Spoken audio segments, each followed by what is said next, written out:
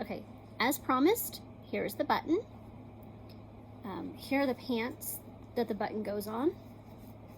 As you can see, it is missing. So I wanted to show you sewing on the button, but I think for right now it's going to actually be easier if I just show you how to do the stitches required. Now, my grandmother, and I'm going to refer to her a lot, her name is Molly Fairchild. She showed me 2 different ways to sew on a button, and I'm going to show those to you. So, going in through the back of the material where you're putting the button,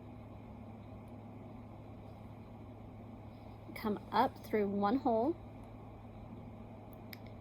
and right across. And on this button you can actually see it's got little guidelines. I don't know if you can see that on here or not, but it has little guidelines. So you just take it, your thread and your needle, straight across, and that's one. And right now, this is how it looks on the back. Now I'm going to leave mine loose because I want to be able to cut it free and use it on my pants. But when you're doing it, make sure you pull. See, it's able to hang there by itself. So make sure you pull kind of tight and repeat. So go in through the hole and straight across.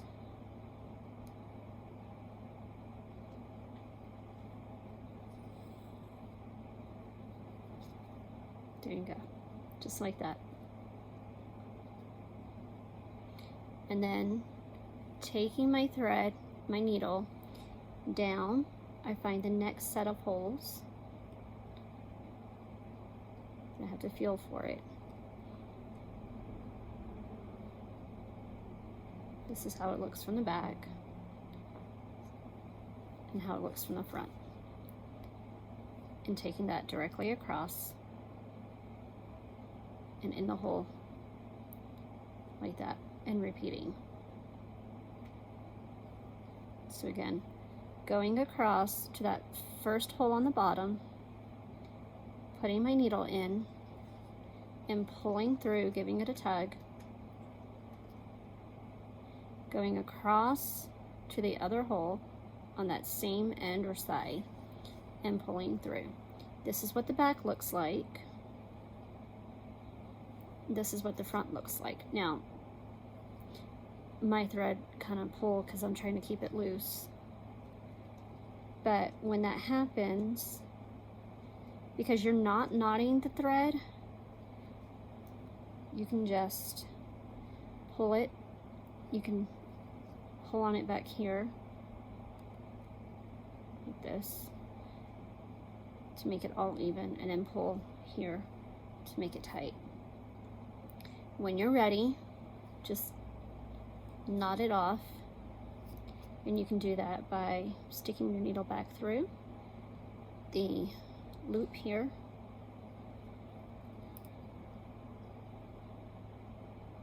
and see, now I have a big loop or a hole here, and then take my needle through that hole, sorry I moved off camera, and then just pull like that. And there's my button sewed on. Now, I want to show you another stitch, or another way to do it, and then I'll show you how the pants, the company, did it. So I'm just cutting the thread loose,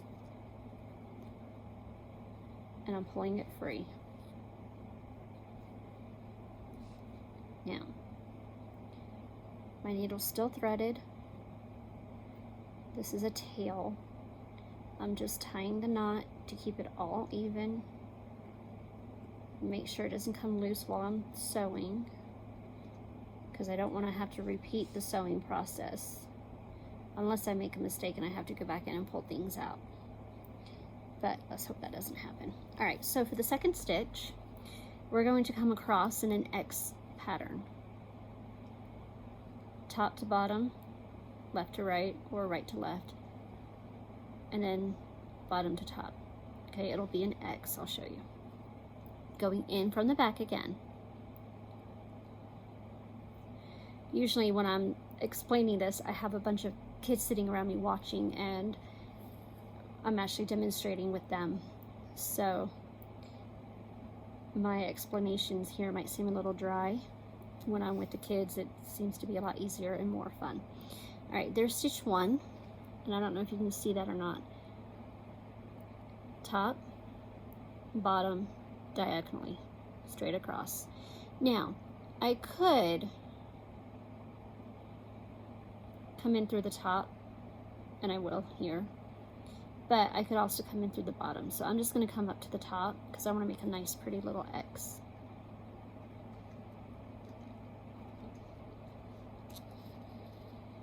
Straight across like that, see? There's the X. And then you just repeat. And you can come however.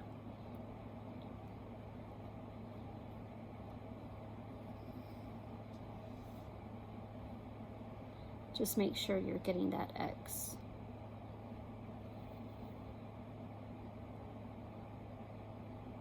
Now, you want to make sure you've got enough thread on there to really hold it in place. So do it a couple times, whichever stitch you decide to use. See? And here's the back. I'm not worried about making it look pretty right now. And then I tie it off. Again, running my needle and my thread through some of the existing loops or stitches on the back because that makes it more secure. Running my needle through the loop I've now created to knot it off. Pulling on it to make it nice and tight. There's my knot. Button's loose enough that I can hook stuff over it, but that's not going anywhere. Now, if I want to make sure that knot is good and tight on there, I would clip it up higher. I don't want to waste my thread, so I'll clip it up higher, and then I will actually tie it off, making the knot. I'm assuming everybody knows how to tie their shoes. If you know how to tie your shoes, then you know how to do this knot. You make an X with your thread, lay it over like that, see? There's the X. See if you can see that. There's the X. Take one arm and push it into the hole that you created or the loop you've created and pull. And you can even do that a couple times.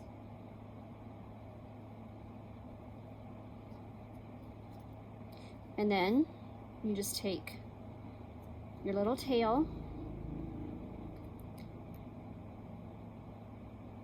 and you clip.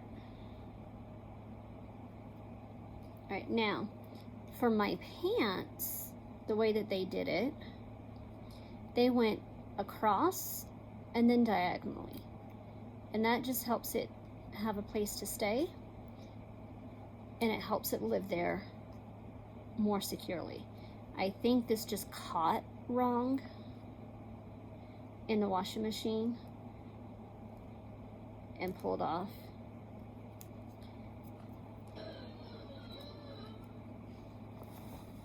Okay, so these pants are actually, they're missing a couple buttons, but if I just put one button on, I should be able to wear them again.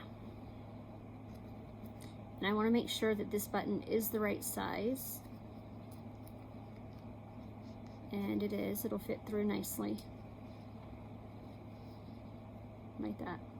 Okay. So now what I have to do is figure out where the button lives on my pants. And what I did was I already took off the thread. But if you look really closely right here, you can see where it was stitched on before. So this is where I'm going to work. So for this one, remember, it went across and then diagonally. So I'm going to do this a couple times. Oh, I forgot to tie off my tail.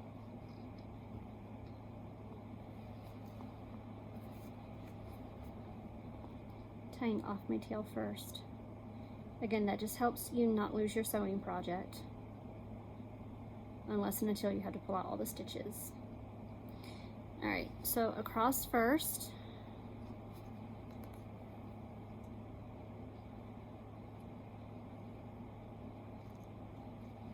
Make sure I have that in the right place. Yep.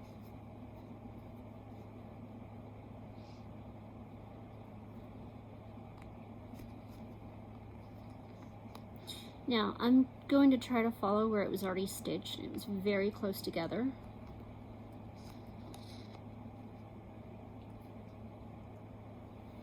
So there's my cross stitch. And again, it's really close together on the back. And I'm going to do that a couple times.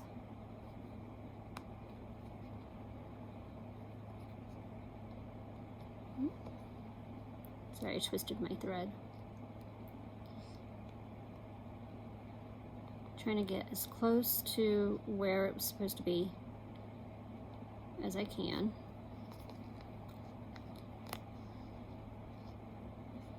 Pulling it tight enough, it's on there. All right. I know there's a way to do time lapse and stuff, but I'm not worried about that. If this is something that we need to go over again, maybe we could do it faster in the future, but right now I think just showing you how to do it is important. All right.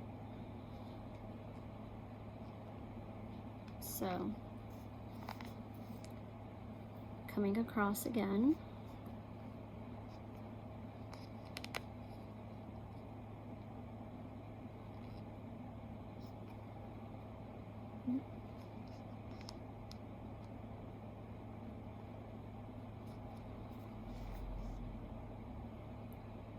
And then going diagonally. And they used a brown thread for this. I don't know if you can see that or not, but it goes across and then diagonally to make the X. But again, I'm doing it with the blue so it can show up on the button. All right, now I'm going to come back up through the top. You could do bottom, it doesn't really matter. And I'm just going to go across diagonally.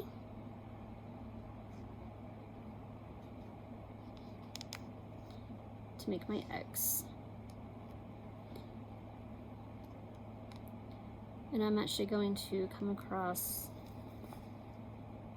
yeah, it looks like they just wrapped from one side to the other diagonally. So that's what I'm going to do here. Now I'm being careful because I don't want to break my needle. And I'm not entirely sure. Yeah, if I follow it on the back where I put that first stitch,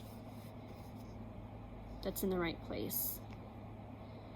So I'm running out of thread. So that's wrapped twice.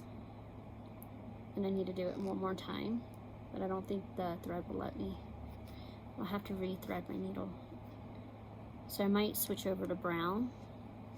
But again, I was just doing this to show you. All right, so there's my other stitch, my other diagonal stitch, crossing over to make the X. Yeah.